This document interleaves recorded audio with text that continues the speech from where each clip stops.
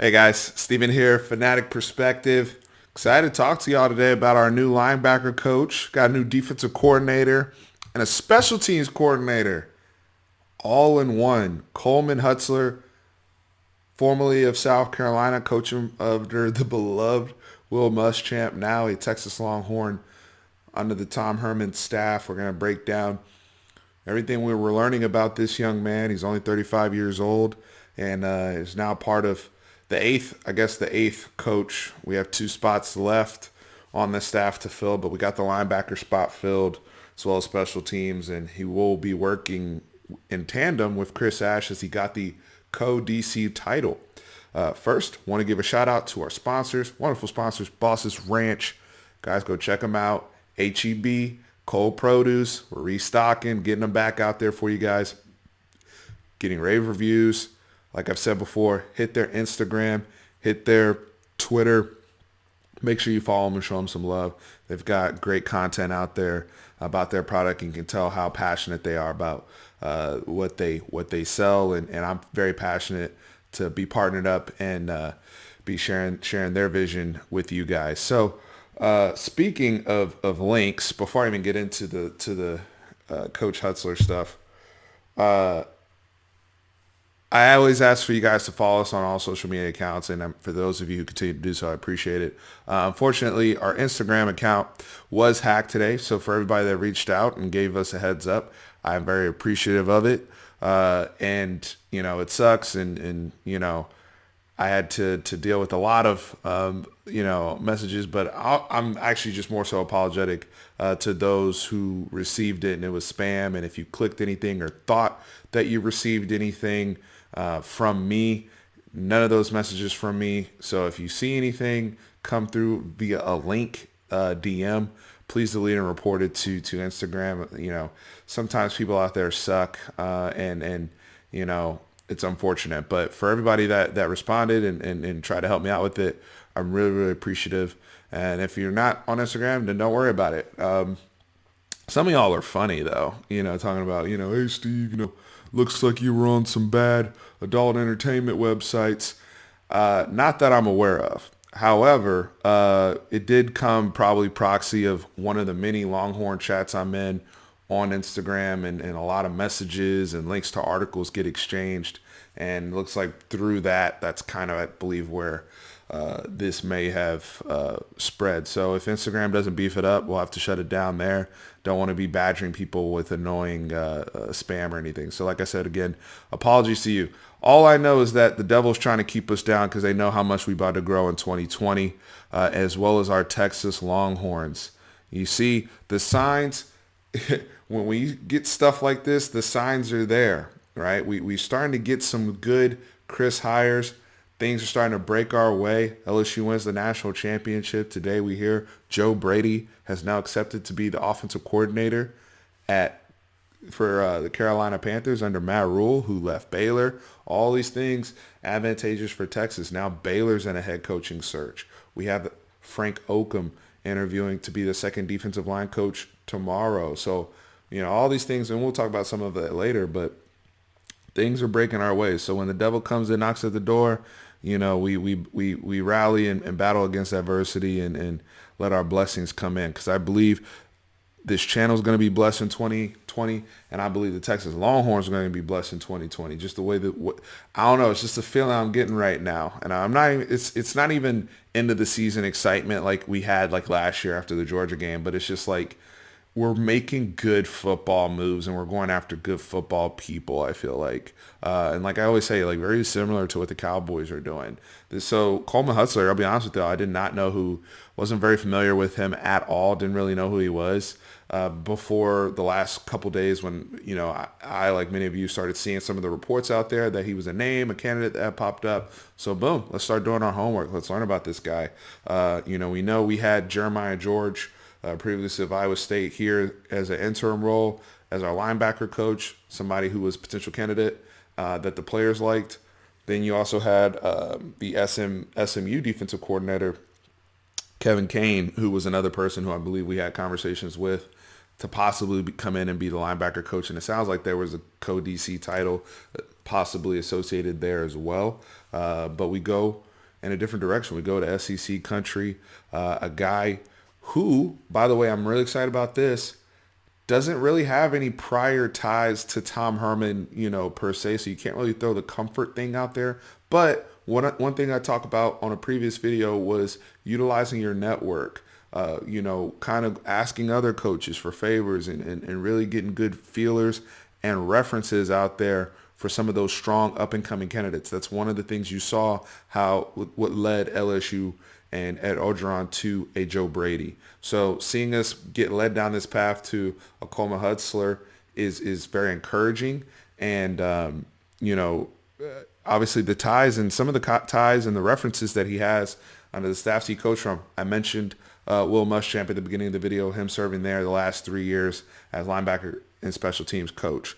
He started off his career under Jim Harbaugh at San Diego and Stanford as a recruiting analyst and somebody that got ramped up to eventually be a position coach under Steve Adazio, who comes down the Urban Meyer coaching tree. Spent some time at Florida for a year, and then ultimately ended up at Boston College with Coach Adazio, and then made his way to South Carolina under Coach Will Muschamp, who was probably the last beloved defensive coordinator we had here at Texas in terms of from a fan power ranking perspective, and so I know a lot of people that alone will kind of ease some things. But one of the things that I want to get eased by is what's the personality of the coach? What are their strengths? What do they bring to the table? And right off the bat, you hear about Coleman's Coach Hutzler's recruiting prowess and some of the relationships. One of the things I've been reading up on, sounds like he's a relationship builder. Some of the battles he's won at South Carolina now, to my knowledge, he wasn't responsible for the state of Texas during his time at South Carolina, albeit he did recruit Texas while he was at Boston College and I believe New Mexico.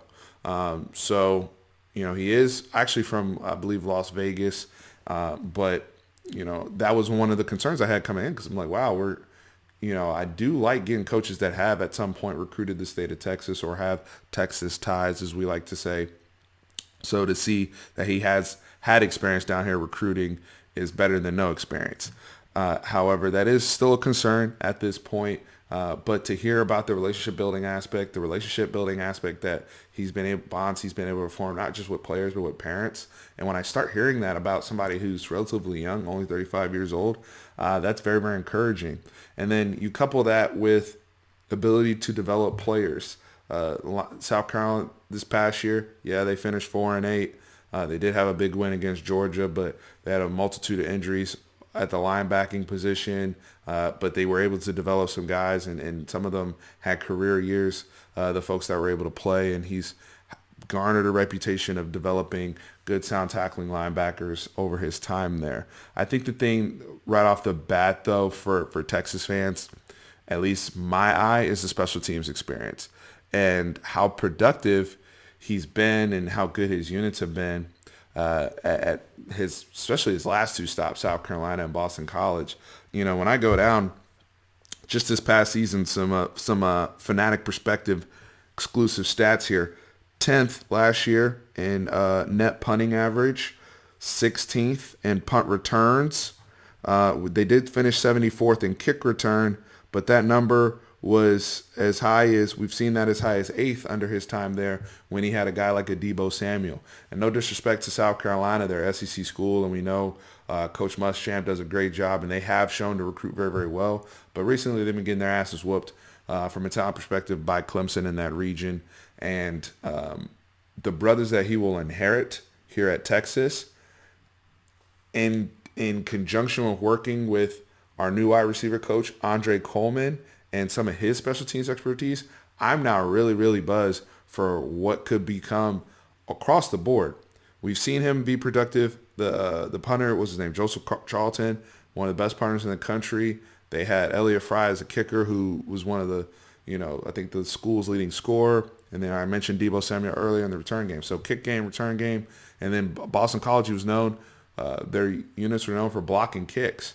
We always talk about the block field goal against that, the Caden Stearns had against USC a couple years ago that just flipped our season. You heard LSU Coach O over the last few days, Joe Brady over the last few days. First thing out of their mouth, what turned our season around? The 3rd and 17 against LSU.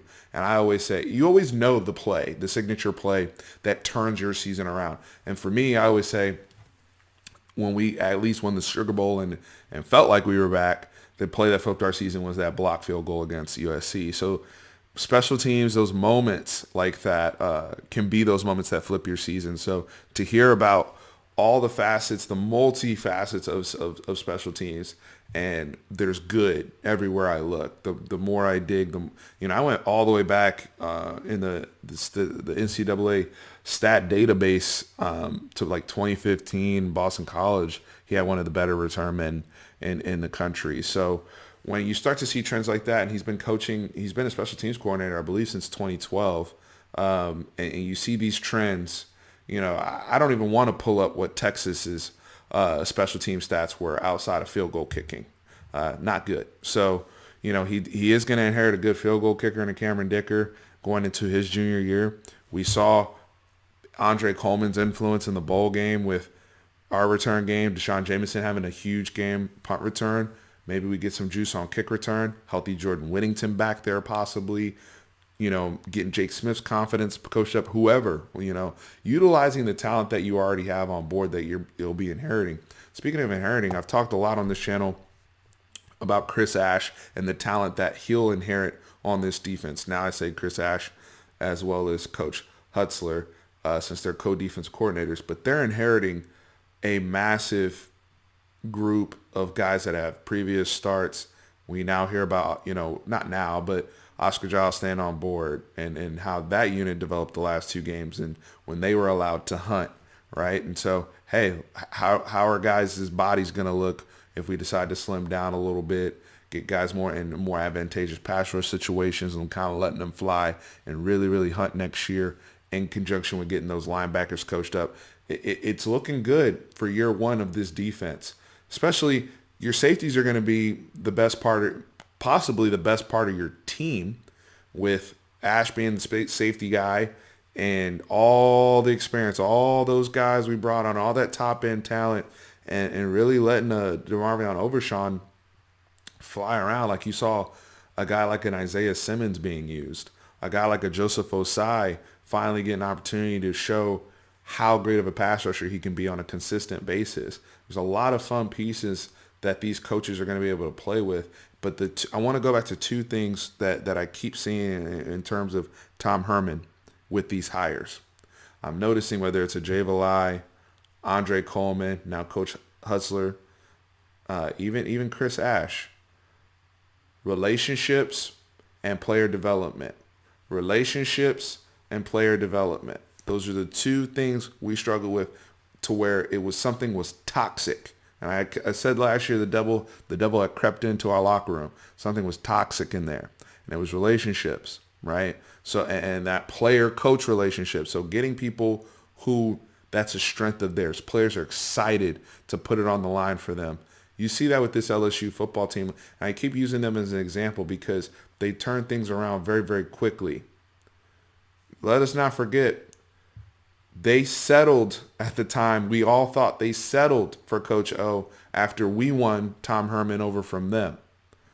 And you have to ask yourself, if Tom Herman had been in that situation, does LSU look like that now in 2019? Now, those are all hypotheticals. Tom Herman's here at Texas, and we all got to make it work. But I think if we're being honest with ourselves and looking at in 2019 and 2020, what is working and how do you connect with college athletes? How do you connect with these young brothers and get them not only to be productive, but to get them reaching their personal goals and developing as men? And you see that with the LSU team, how close knit. It was a band of brothers type of mentality, not just with each teammate, but with their coaches. And so getting people in here that have that reputation. I also like the diversity of how this staff is playing out. Now, I haven't heard any late news on Stan Drayton. Sometimes no news is good news. I did see one of our quality control coaches and assistant coaches in Brandon Harris, who was formerly a quarterback for LSU and North Carolina, is currently here at Texas, did tweet about Stan Drayton hopefully with the, fingers crossed and the hook 'em sign. So I don't know what that means. That was like a couple hours ago that he tweeted that, but just the diversity of this staff. We have Frank Oakham, former player, interviewing tomorrow. Hopefully they land him. He's losing James Lynch. He lost Matt Rule. Bring him home. Former player at Texas, a great player for us when he was here. Was somebody who was able to have a career at the NFL level, and now a renowned defensive line coach. They've talked about having 2 defensive line coaches, so partnering with Oscar Giles. That'd be incredible for recruiting, for our brand, and for player development. Seeing what he did with a James Lynch. I was talking to a coworker today in the building whose kids went to school in Round Rock with James Lynch, and talking about how much he's grown and developed over his time at Baylor to becoming Big 12 Defensive Player of the Year. So seeing all those type of things gets me excited for the direction that Tom Herman is taking this staff, and just seeing the alignment. He used that word so much, alignment, in 2017, but now seeing that with these hires and with the folks that are retained, relationships and player development, biggest things. Now, I don't know who we're going to hire as tight end coach, but I guarantee you in their interview or that vetting process, relationships, player development. So I'm excited to see how everything else here plays out. Anything else I want to touch on? I mean, the other thing I hear about this guy is he's trustworthy. Even his 1 year at Florida, where he coached Dante Fowler Jr. and some of the quotes and we've been hearing from other coaches, former players, trust, love, that relationship, that bond, and you will always get the best out of players when you have stuff like that. But things are trending our way. Like I said, the devil's trying to keep us down, but something's brewing, and I think some of y'all can feel it out there. Hey man, the AP rankings came out late after the game. Texas finished in the top 25. Back-to-back seasons in we haven't had that in the last 18 years, so it's baby steps right there. Obviously we're shuffling around the deck with the coaching staff, also trying to finish strong going into February, maybe pulling in some late guys. We'll hit up the portal, I'm sure. So there's a lot of churn going on around, not just at Texas, but in the entire college football landscape. Some of us now, with Joe Brady now going to the NFL and knowing Joe Burrow going to the NFL and all those, LSU's still going to be nasty. But I'm excited to go to Baton Rouge and test out whatever they're going to be deploying next, right? And I'm sure they'll be hitting up the portal too. De'Aaron King is now in the portal. There's a lot going on. It's an exciting time in the college football landscape. And people talk about the NFL as a 365 league. College football is the same exact way, if not more so.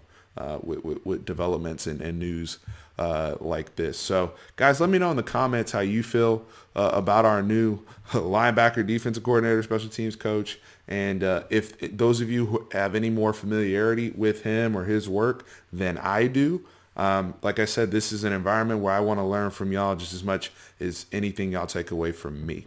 So, guys, with that, horns always up. Appreciate y'all.